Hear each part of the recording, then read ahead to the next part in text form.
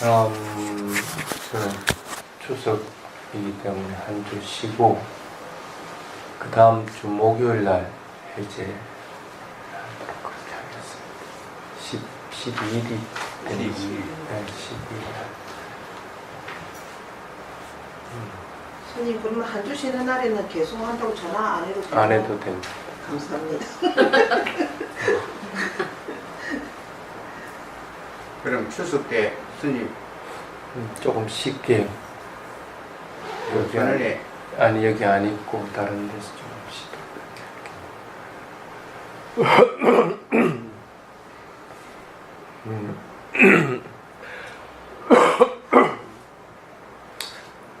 오늘은 프린트물 나간 거 있죠. 거기 21페이지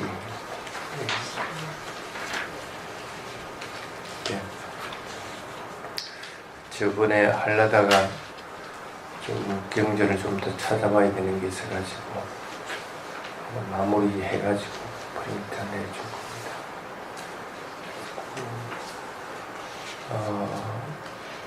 수행을 통해서 예륙가에 이르는 길과 그렇지 않고 부처님 가르침을 열심히 듣고 그래서 거기에 대한 믿음이 있으면서 그것을 인해서 바르게 숙고하는 것을 인해서 예륙가에 이르는 길, 두 가지 길에 대한 것들을 쭉 적어놨습니다. 우리 홈페이지에도 보면 현상론이 정견이다 하는 글 하나 올려놓은 것이 있던데 실제는 수행은 걔네가 바르게 서야만이 수행을 제대로 해나갈 수가 있습니다. 그리고 또 그런 걔네가 바르게 서야만이 일상생활할 때 바르게 또 생활을 해나갈 수 있습니다.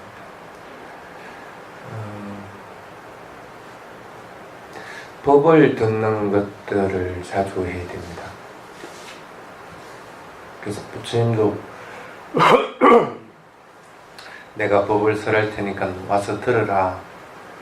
그래서 그것을 너희들이 숙고하라 그렇게 얘기했어요.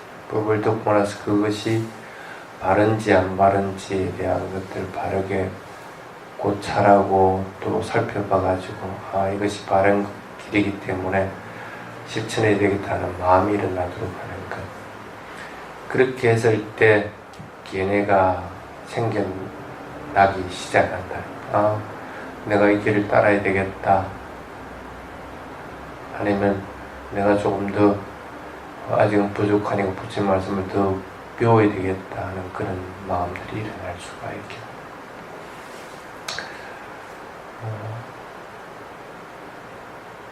그래서 실제로는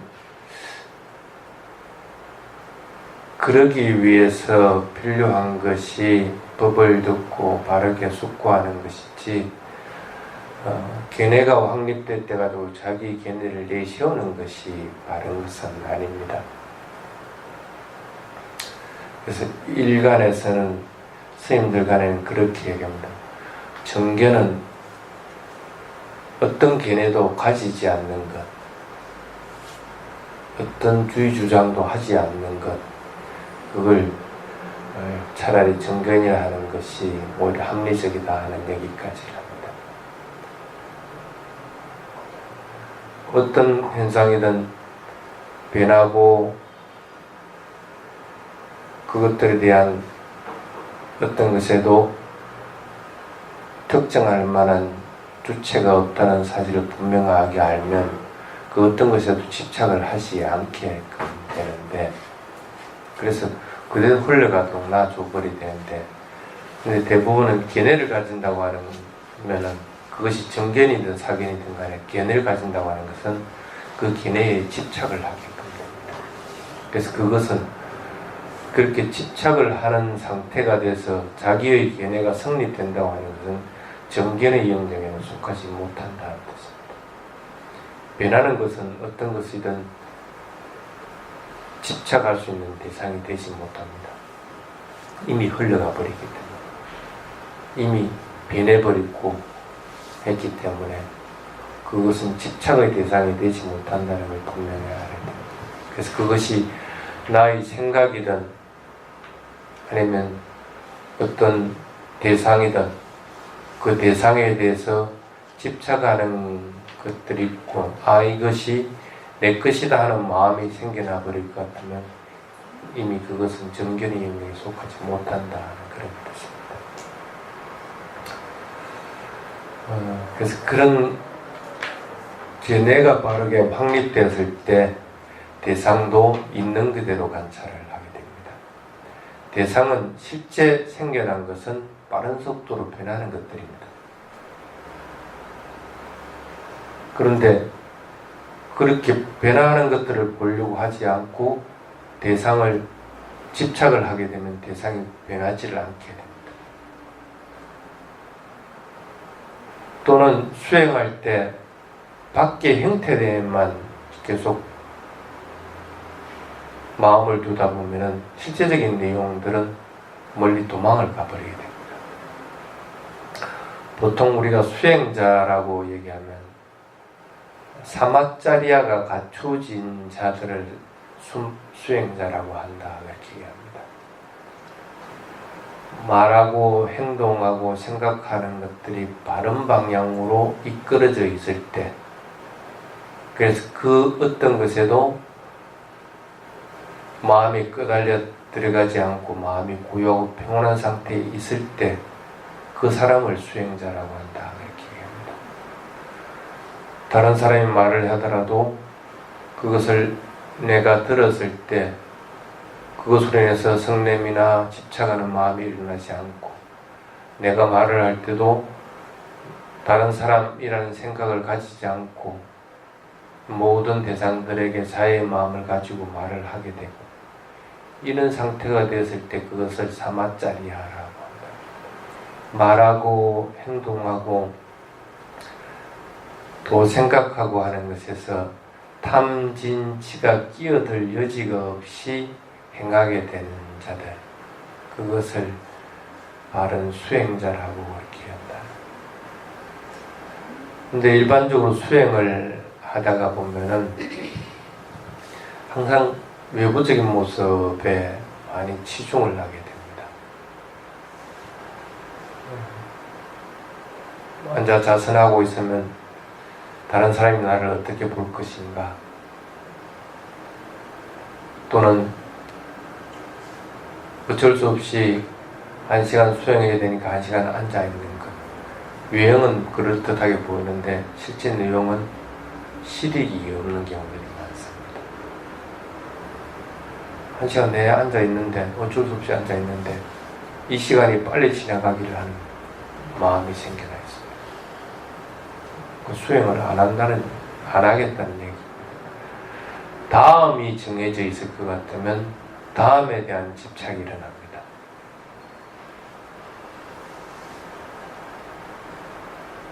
자선 1시간 정해진 것은 시계로 정해놓은 것 뿐입니다.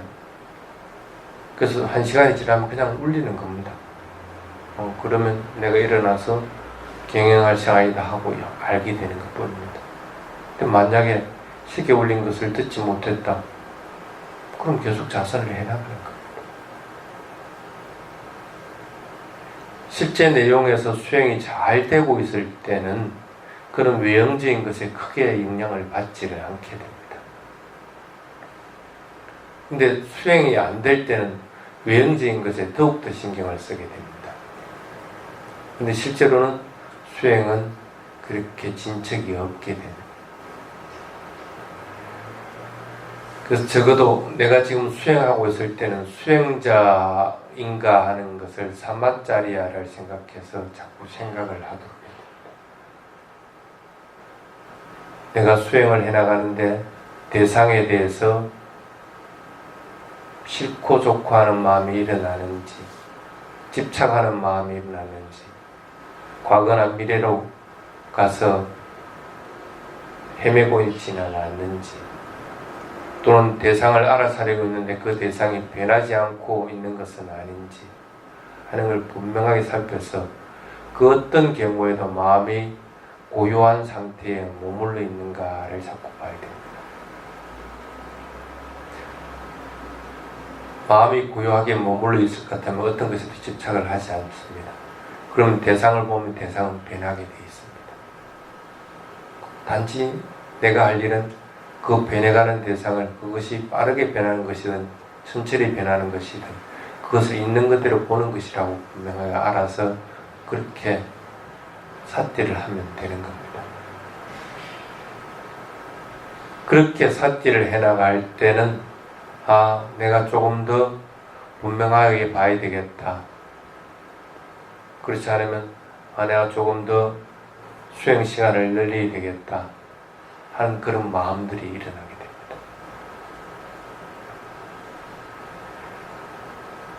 지혜가 일어날 수 있는 근거는 이러한 세 가지가 갖추어졌을 때 지혜가 일어나고 법이 드러날 수 있는 계기가 됩니다.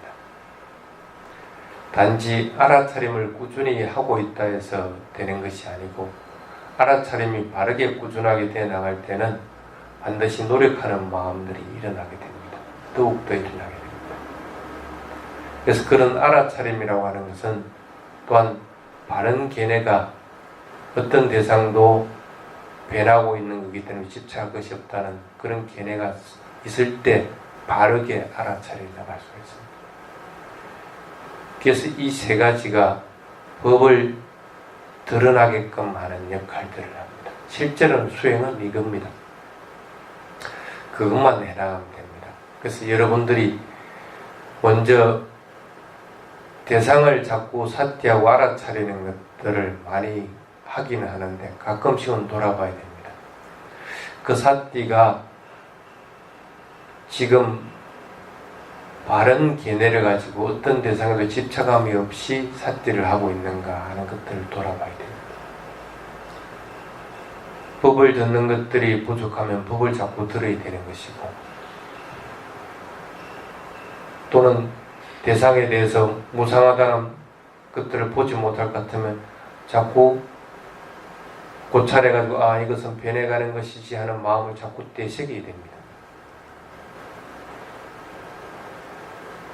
그래서 무상고무와에 대한 고찰들을 또 끊임없이 해나갈 때 그때 삿대는 바르게 다시 또 정립되어 나가게 됩니다.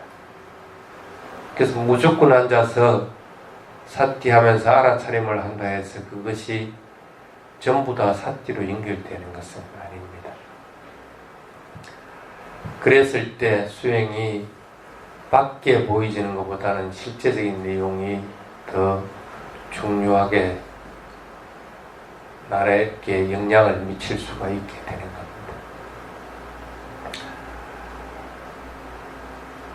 일상생활에서의 예를 한번 들어보겠습니다. 대부분 사람들은 감각적인 것을 찾아서 생활을 합니다.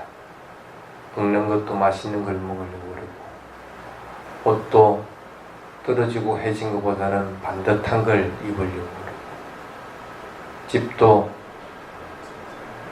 더럽고 작은 것보다는 깨끗하고 번듯한 걸 좋아합니다. 그 일반적인 사람들의 모습입니다. 근데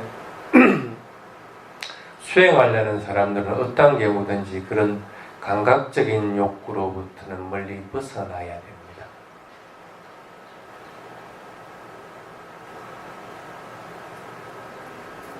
먹는 것들을 먼저 예를 들어보면은, 먹을 때 동일한 양을 하나의 사발에 이어서 비벼 먹어 보는 것을 즐겨하는 사람들이 있습니다. 당연히 개별적인 것들을 하나씩 먹는 것보다는 맛이 덜할 수밖에 없습니다. 맛이 섞여 있기 때문에. 그런데 그것을 맛있다고 하는 사람들도 또한 있습니다.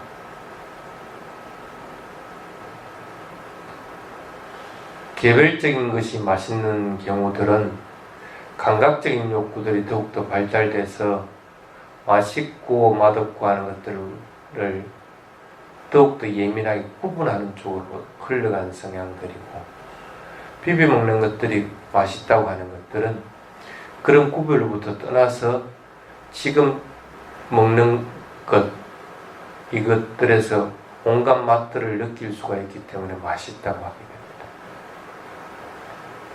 그런데 비벼 먹는 양을 반으로 줄여보라고 할 것 같으면 사람은 대부분 불만을 터뜨립니다.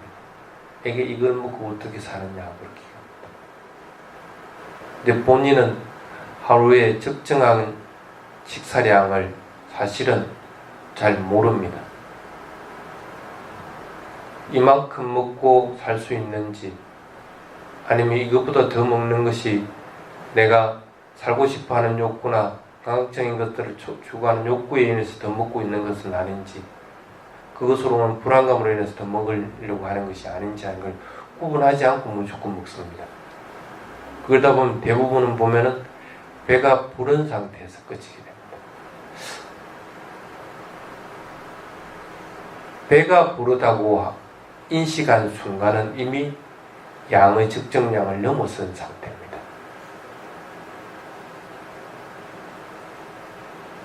근데 하물며 배가 부른데도 조금 더 먹습니다. 이게 일반적으로 먹는 양들입니다. 그래서 수행도 외형보다는 내용이 중요하듯이 일상생활에서도 내용이 실제로는 중요합니다. 먹는 것 하나도 가려서 먹으려고 하지 말고 적정한 양을 분명하게 알아서 먹는 것. 먹는 것이 내가 몸을 유지해서 수행하기 위한 도구인 것이지, 신나게 뛰어놀고 또 오래도록 건강을 유지해서 안 아프기 위한 도구로서 먹는 것은 아니다는 뜻입니다.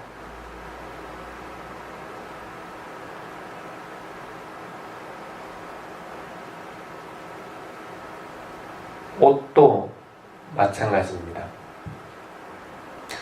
떨어진 옷을 입고 오는 사람은 없습니다.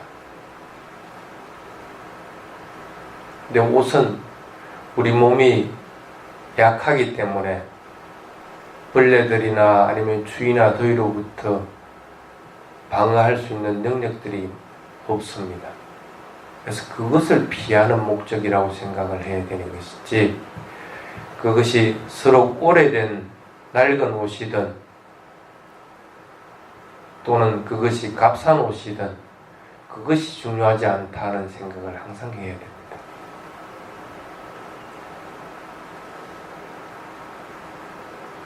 매번 똑같은 옷을 입고 오는 사람들이 있습니다. 또는 매번 다른 옷을 입고 오는 사람들이 있습니다.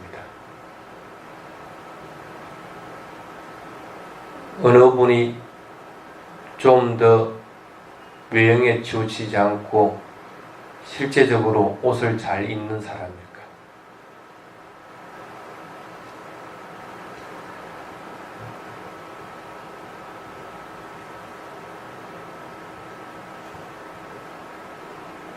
우리는 자신도 모르게 사회적인 것들에 자꾸 따라가게 됩니다.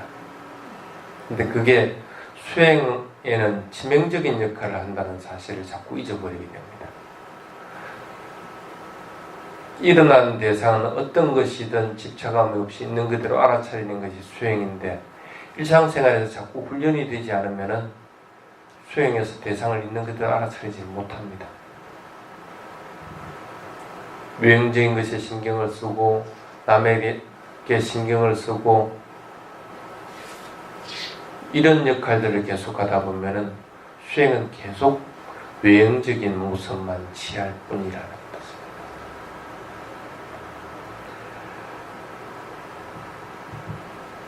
일반적으로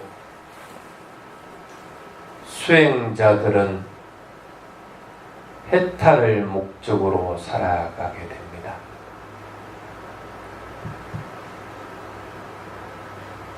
그래서 조금 더 해탈에 용이하기 위해서 출가하는 사람들도 꽤 있습니다.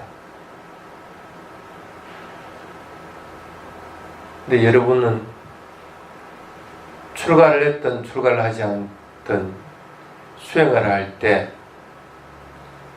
과연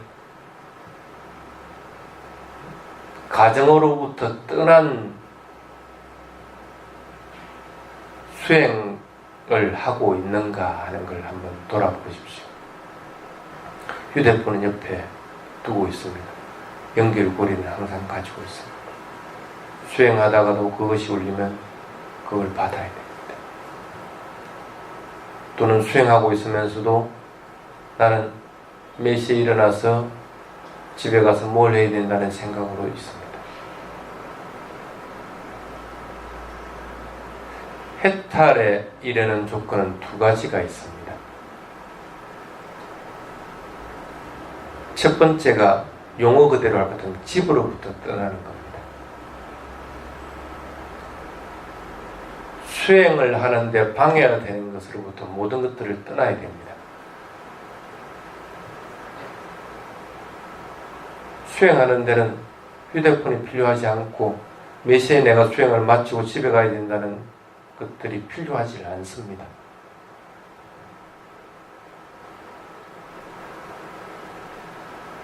그래서 수행을 할 때는 반드시 그런 것들로부터 자꾸 차단하려고 하는 노력들을 해야 됩니다.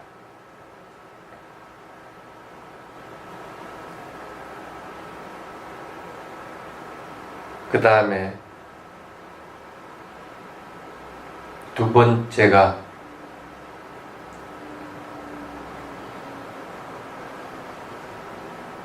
번뇌로부터 멀어진다고 그렇게 나옵니다. 집으로부터 떠나야 되고 번뇌로부터 멀어지게 되는 것.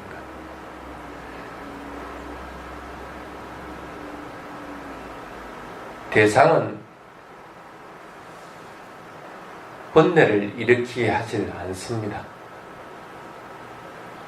번뇌를 일으키는 것은 내 자신입니다.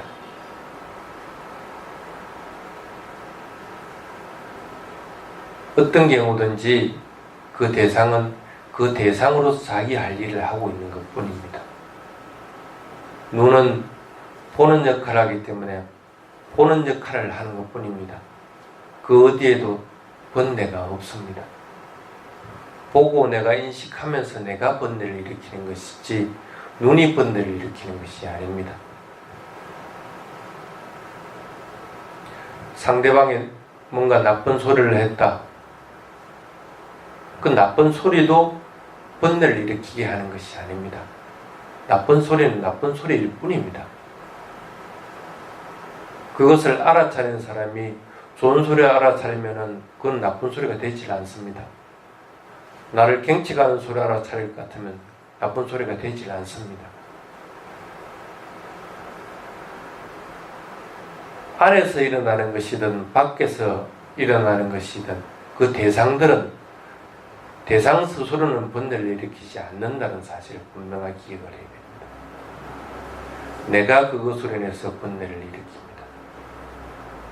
내가 그것으로 인해 가지고 마음이 약해지고 또 뭔가에 끄달려가고 하게 되는 겁니다.